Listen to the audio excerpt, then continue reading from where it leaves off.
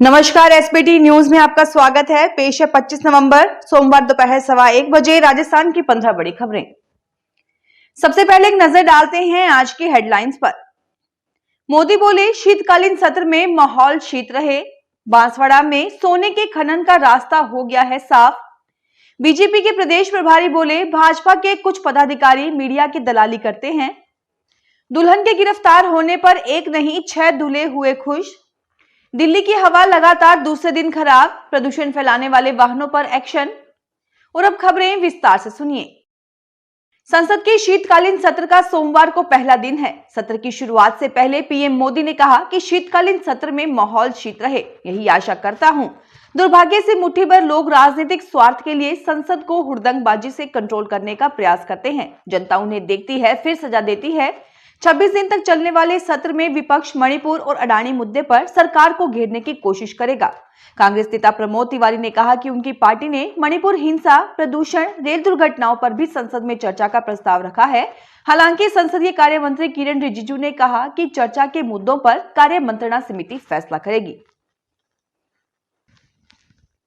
बांसवाड़ा में 114.76 million ton स्वर्ण खनन का रास्ता साफ हो गया है। खनन का ठेका लेने वाली फर्म ने सरकार को 100 करोड़ रुपए जमा करा दिए हैं। साथ ही LOI मंशा पत्र के लिए आवेदन कर दिया है। कर्नाटक, आंध्र प्रदेश और झारखंड के बाद राजस्थान चौथा प्रदेश होगा जो स्वर्ण खनन करने जा रहा है। रतलाम की एक फर्म ने 65.30% बोली लगाकर ये कार्य लिया है। फर्म ने उद्योग विभाग के साथ 8,000 करोड़ का MOU किया है।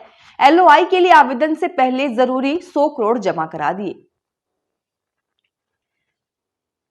बीजेपी के राजस्थान प्रदेश प्रभारी राधा मोहन दास अग्रवाल ने कहा कि संगठन चुनाव पूरी निष्पक्षता, पारदर्शिता से होना चाहिए। सभी चुनाव प्रभारियों से मेरा यही कहना है, किसी भी जनप्रतिनिधि के प्रभाव में नहीं आकर अपना कर्तव्य निभाएं। उन्होंने जयपुर में कार्यशाला में कहा कि भले ही मुख्यमंत्री भी कहें तब भी ना माने, संगठन चुनाव की प्रक्रिया के अनुसार ही निर्णय लें। संगठन में कुछ पदाधिकारी मीडिया की दलाली करते हैं, मुझे पता है कौन ये कर रहा है। पहले भी मेरे बयान को तोड़ मड़ोड़ कर मीडिया तक पहुंचाया गया, मैं सब जानता हूं। बीजेपी प्रदेश अध्यक्ष मदन राठौड़ को भी पता है, पार्टी के पदाधिकारी को संगठन की रीति नीति पर चलना चाहिए। उदयपुर जिले की सलूम्बर पुलिस ने लुटेरी दुल्हन का पर्दाफाश करते हुए मुख्य आरोपी सहित 3 बदमाशों को गिरफ्तार किया है। आरोपी महिला 5 युवकों से शादी कर जेवर नकदी लेकर फरार हो चुकी थी। वह छठे को शिकार बनाने की फिराक में थी, उससे पहले ही पुलिस ने पकड़ लिया। इस लुटेरी दुल्हन की गिरफ्तारी के बाद 6 दूल्हे काफी खुश हैं। थानाधिकारी मनीष कुमार खोईवाल ने बताया कि सलूम्बर जिले के गुड़ निवासी पर्वत सिंह ने 14 मार्च को मामला दर्ज कराया था। दिल्ली में प्रदूषण के स्तर में कमी देखने को मिली है। प्राइवेट वेदर एजेंसी AQI.in के आंकड़ों के मुताबिक दिल्ली में सोमवार सुबह 7 बजे AQI 346 दर्ज किया गया। रविवार को भी औसत AQI 304 दर्ज किया गया था। 400 से कम AQI बेहद खराब कैटेगरी का माना जाता है। 2 दिन पहले तक दिल्ली में हवा गंभीर श्रेणी में यानी 400 पार रिकॉर्ड की गई थी। प्रदूषण पर लगाम लगाने के लिए दिल्ली ट्रैफिक पुलिस लगातार काम कर रही है। ट्रैफिक पुलिस ने प्रदूषण नियंत्रण प्रमाण पत्र के बिना चल रही गाड़ियों पर सख्ती बढ़ा दी है। ऐसे वाहनों के चालान काटे जा रहे हैं। राजस्थान में बोर्ड परीक्षाओं की तैयारी कर रहे 10वीं और 12वीं के विद्यार्थियों को राहत देते हुए शिक्षा विभाग ने सत्र 2024-25 की परीक्षाओं के लिए शाला दर्पण पोर्टल पर प्रश्न बैंक जारी कर दिए हैं। राजस्थान स्कूल शिक्षा परिषद जयपुर के उपायुक्त की ओर से जारी निर्देशों के अनुसार 10वीं कक्षा के 5 और 12वीं कक्षा के लिए 13 विषयों के प्रश्न बैंक जारी कर दिए गए हैं। महिला एशियन हॉकी चैंपियनशिप में गोल्ड मेडल जीतने वाली टीम की प्लेयर रही नेहा गोयल रविवार रात को वैवाहिक रिश्ते में बंध गई। हॉकी प्लेयर सुनील हरियाणा के करनाल से बारात लेकर सोनीपत के रजवाड़ा पैलेस में पहुंचे। इसके बाद खुले आसमान के नीचे दोनों ने एक दूसरे का साथ निभाने की कस्में खाई। कई साल तक एक दूसरे के संपर्क में रहे नेहा और सुनील की शादी में पारिवारिक सदस्यों के साथ उनके हॉकी कोच, साथी खिलाड़ी भी विशिष्ट रूप से मौजूद रहे। करनाल के रहने वाले सुनील और सोनीपत की रहने वाली नेहा गोयल की ये लव मैरिज है, लेकिन विवाह दोनों परिवारों की सहमति से हुआ। जयपुर में शिप्रापथ थाना पुलिस ने प्रॉपर्टी डीलर और फाइनेंस का काम करने वालों का अपहरण कर फिरौती मांगने वाले 3 बदमाशों को गिरफ्तार किया है। तीनों बदमाश वारदात से पहले कुछ दिन रेकी करते थे। उनके रात में आने जाने के समय का पता करते थे। इसके बाद बदमाश रास्ते में उनकी कार को रोककर मारपीट करते हुए अपनी कार में पटक कर ले जाते थे। गैंग ने अब तक 7 से ज्यादा अपहरण की वारदात की है। राजस्थान में माध्यमिक शिक्षा विभाग ने जिला समान परीक्षा योजना को राज्य परीक्षा योजना में बदलकर 9वीं व 11वीं कक्षा के बच्चों को राहत दी है। शिक्षा निदेशालय की ओर से दोनों कक्षाओं के लिए ब्लूप्रिंट जारी किया गया है, जिसके अनुसार अर्धवार्षिक परीक्षा में मार्किंग की नई स्कीम लागू की गई है। अब स्कूली विद्यार्थियों के लिए प्रतियोगी परीक्षाओं की तरह अंक विभाजन के आधार पर पाठ्यक्रम तैयार किया गया है। साथ ही नई शिक्षा नीति के तहत 70 नंबर के पेपर में किताबों में से सिर्फ 50% सवाल ही पूछे जाएंगे, बाकी के सवाल ज्ञान आधारित होंगे।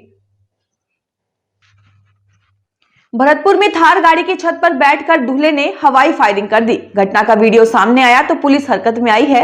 वधु पक्ष को थाने में बुलाया गया और पूछताछ की गई। मामला जिले के चिकसाना थाना इलाके के लोधा नगला गांव का है।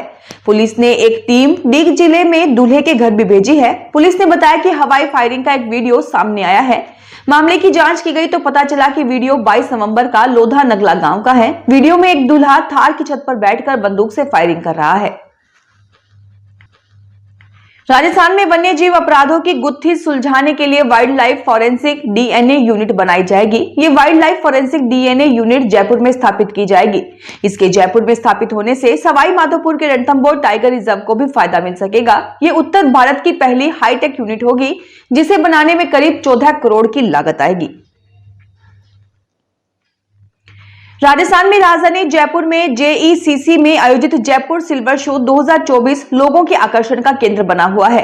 शो में सोने चांदी से बना रथ, मगरमच्छ, मोर, गाय, कछुआ, जूते चप्पल समेत बहुत कुछ देखने को मिल रहा है। ये सोने चांदी से बनी अद्भुत डिजाइन वाली चीजें प्रदर्शित की जा रही हैं।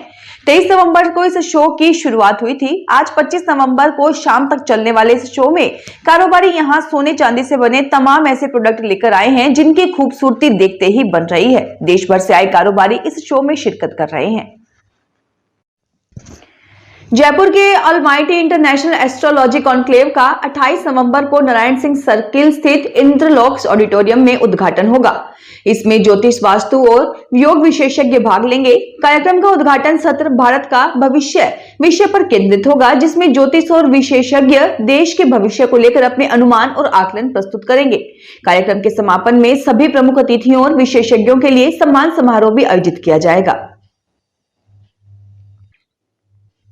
राजस्थान में सामाजिक न्याय एवं अधिकारिता विभाग की ओर से संचालित अंबेडकर डीबीटी वाउचर योजना के शैक्षणिक सत्र 2024-25 के लिए ऑनलाइन आवेदन 30 नवंबर तक जमा होंगे। सामाजिक न्याय एवं अधिकारिता विभाग के मुताबिक राजकीय महाविद्यालयों के स्नातक एवं स्नातकोत्तर में अध्ययनरत छात्र बालक जो घर से दूर रहकर अन्य स्थान पर कमरा किराए पर लेकर अथवा पेइंग गेस्ट के रूप में रहते हुए अध्ययन कर रहे हैं, वे इस योजना के लिए पात्र हैं। योजना के तहत उन छात्रों को आवास, भोजन एवं बिजली पानी की सुविधाओं के पुनर्भरण राशि 2000 रुपए प्रति माह अधिकतम 10 माह तक दिए जाने का प्रावधान है। राजस्थान में पशु परिचर भर्ती परीक्षा 1 से 3 दिसंबर तक आयोजित होगी। राजस्थान कर्मचारी चयन बोर्ड अगले महीने बीकानेर समेत प्रदेश के 33 जिलों में ये परीक्षा 6 पारियों में आयोजित करवाएगा। परीक्षा का शेड्यूल जारी कर दिया गया है। 5,934 पदों के लिए प्रदेश में 17,64,000 से अधिक अभ्यर्थियों ने आवेदन किया है, यानी एक पद पर 286 अभ्यर्थी रेस में है। परीक्षा को लेकर अभ्यर्थियों के प्रवेश पत्र जारी कर दिए गए हैं।